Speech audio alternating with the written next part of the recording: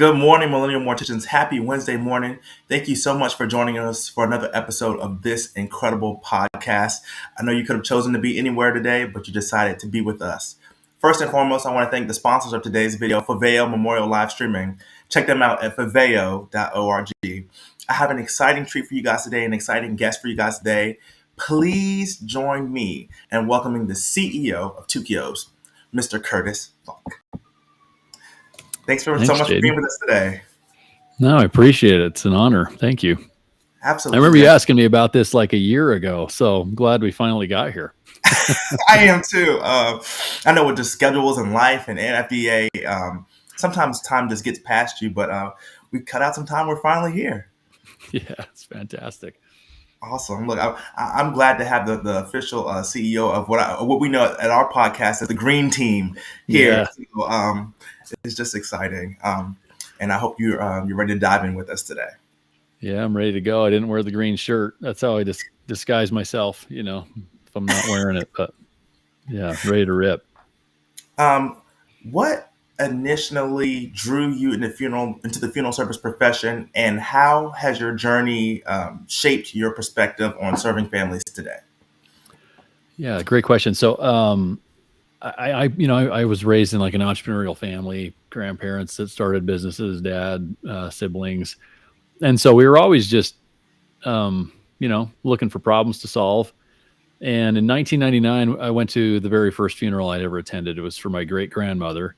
And, not going there thinking we're going to start anything. And it's not unlike most, I think, like founder stories when you talk to someone that's serving in death care. A lot of times they went to a funeral and something happened, right? It's like, and it's not, sometimes it was like maybe you wanted something to be done a different way or better. And in our case, it wasn't that anything was like not done well. It was just the funeral was recorded, which is fantastic.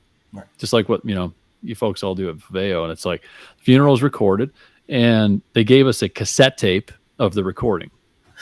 And that was kind of like, all right, well, we're really glad it was recorded. My brother sang a song. I think my dad spoke.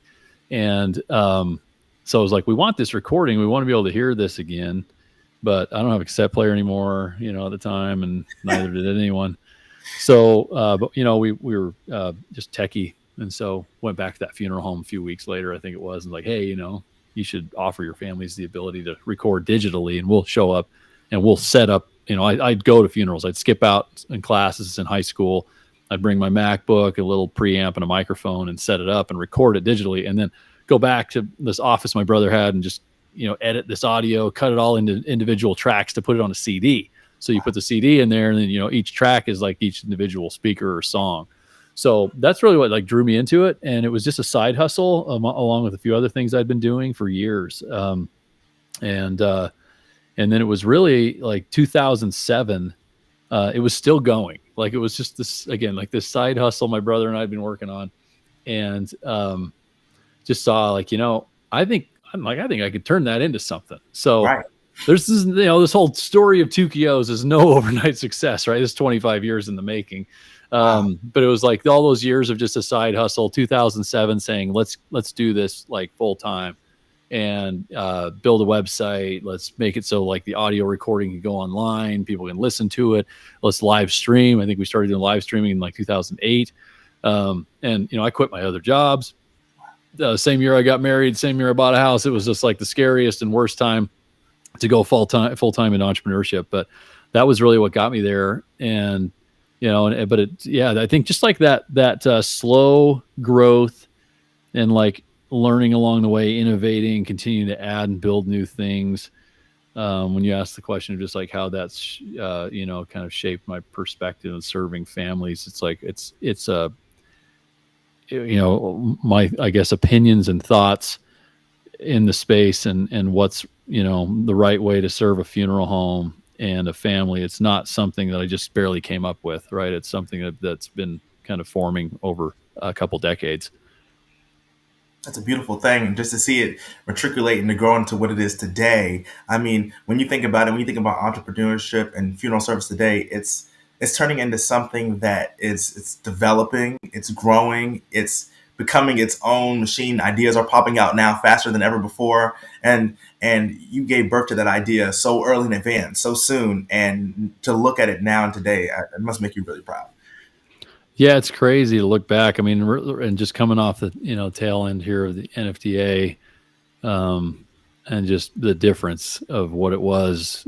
First time we went to NFDA and rolled everything in a in a suitcase to now it's crates and tons of people, and it's just so different. So it is, yeah, it's crazy to look back on what it was and what it's become. But I mean, really, it's like there's anything you could share then with other entrepreneurs that are entering the space. It's I remember like staying up at night really 15 years ago as we were like building more products and just thinking like, man, how can we ever win? I mean, like we'll grow slowly, but it's like, I look at some of the other companies that existed at the time. It's like, how can we ever compete with them? Like, budget wise and all this other stuff. Right. But if you just keep grinding, and at the end of the day, I think business is simple. You just do what the customer wants, right? Just put that first. If you just do what's in the best interest of the customer and think of them first, the money and everything else works out. Like the growth will happen. But it's just, to me, it's just common sense. Like that's literally like business 101 to me. Just do what the customer. We'll do what's best for them, and Absolutely. literally it will all work. How does your company support innovation and adaptability within the deaf care space? Yeah, a great question. I mean, I think that's what we exist to do, right? We're just solely focused on how do we make the life of a funeral director better. So really driving innovation, bringing technology to them that saves them time, saves them hours and hours of time at this point. If you look at like all the different little things our platform does to not just eliminate clicks, but eliminate work, things that they would normally have to do, that we can get AI to do now. And then, hopefully, that's some of the features that we're building can flow through where that innovation can be something that we see the funeral homes using more and more often, which it is now. We're seeing, it's been that way for years, but it's cool to see as we introduce some new products and to see that innovation is making its way all the way to the family. They don't need to know who we are. That's not the goal. The goal is like funeral home, right? But like making sure that our innovation makes its way there where they can blow the family's mind by making a beautiful video, or the family, it's crazy how often the family comes in and they don't have a really great photo, like a portrait photo of an individual. Right. So the ability to like drop that into the system and just say like, upscale this so it's high resolution and remove everyone except for the guy in the middle and make it a portrait, and you type that in and boom, you've got that photo now, right? Like those types of things where you can just shock the family because they were struggling to find a photo and you've now taken one and created it. So things like that, it's just really fun to be able to support them in that way. It's to see you guys pushing the edge, pushing the boundaries of what it means to create websites for funeral homes. I mean, you've been doing that for years, and you keep getting better and better and better. And I have to say, out of everybody I've seen at NFDA, the people who are the most excited to see the Tukios as you guys as existing customers, they're excited to see you. And I think part of that excitement comes from what you've done and what you're going to do. And that's a beautiful thing to watch and to witness, especially to be there live. Yeah. No, thank you. Yeah, it's fun. I mean, we try to release stuff right around NFDA, so there's like always something exciting to talk about, but yeah. Anyway, we're releasing things all throughout the year, but it's like there's a few things you just got to sandbag a little bit just to make NFDA a little more exciting, So, what do you think the next major shift in funeral services will be, and how are you preparing for it? Yeah, so I raise some eyebrows when I talk about this. I think, right now it sounds like the number one challenge funeral homes are facing is staffing, right? We hear about that all the time. Whatever the percentage is, I hear it and I'm blown away every time, then I forget the number, but it's like 60% or something of mortuary, like college graduates don't stay in the profession, right? That's a concern. And just, with the boomers and everything, so you've got like all this natural growth, but you've got like less people to service it. So there's staffing seems to be a major issue, and so that's something we've been putting a lot of thought into. And our goal is like the way we could hopefully like help out with all this stuff really as a technology provider, not just digital, but to eventually like bring that technology into the physical realm as well, where you're looking at. I think it's not crazy to think that a few years from now, you get a death call in the middle of the night, and you find out where this person is and you're going to go make a removal, and you just, get dressed and drive straight there. The car will have already left the funeral home and meet you there, right? Autonomous driving is so good at this point already. That's realistic. Car can just meet you there. And then if there's some sort of like, device, it doesn't need to be like a humanoid robot. It could be, but like that might freak people out. But some sort of device where like, just average person can kind of deal with a removal, just one person. And then again, like, get the person back into the care and everything else. And then even just like, robotics and embalming.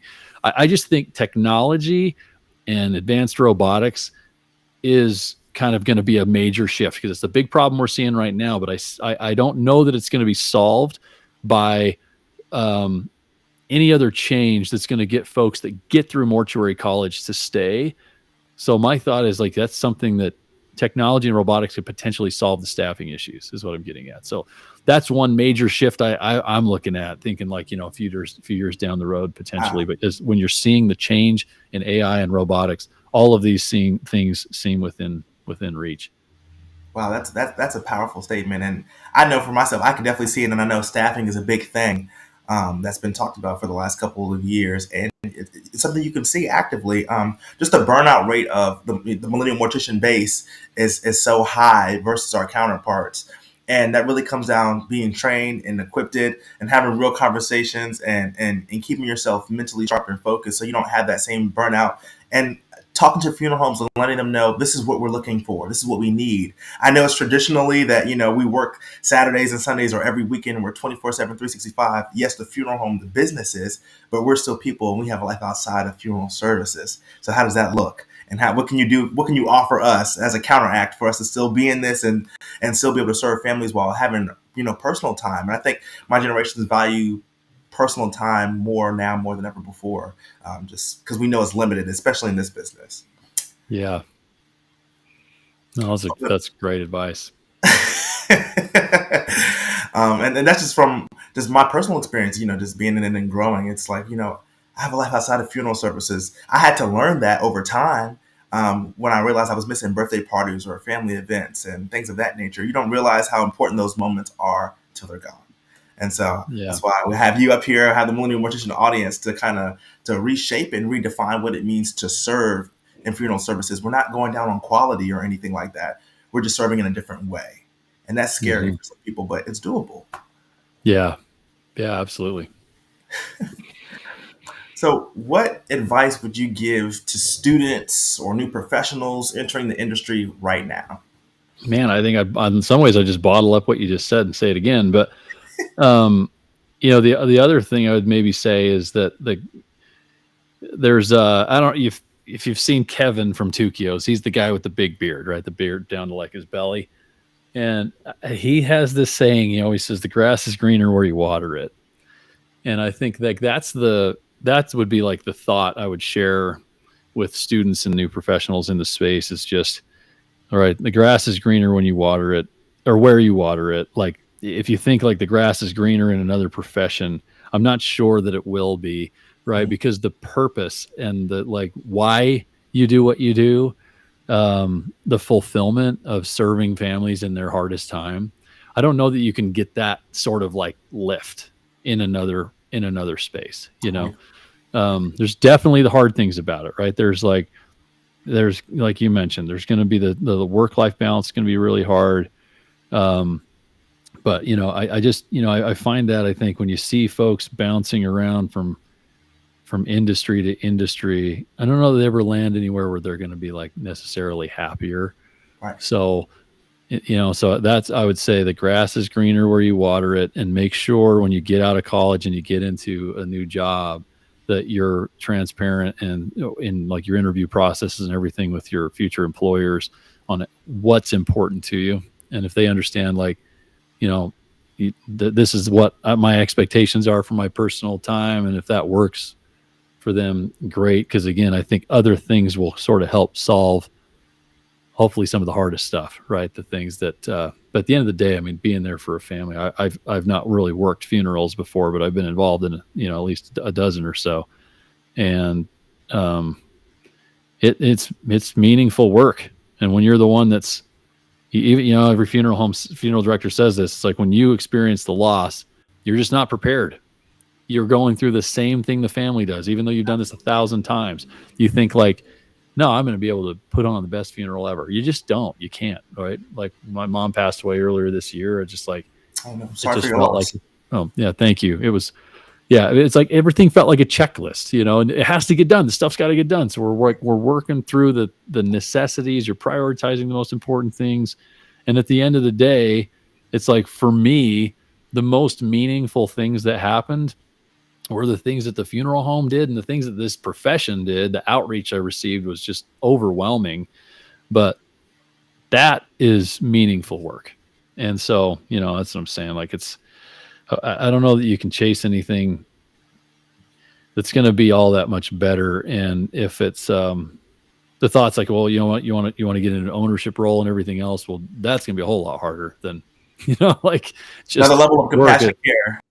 Yeah, and the work-life balance gets really challenging when you're a business owner. So it's just, you're preparing yourself for those types of things, and you should work towards that if you want it. But in order to get there, you've just got to water the grass, like where you're at. So, what does serving with purpose mean to you personally and professionally? I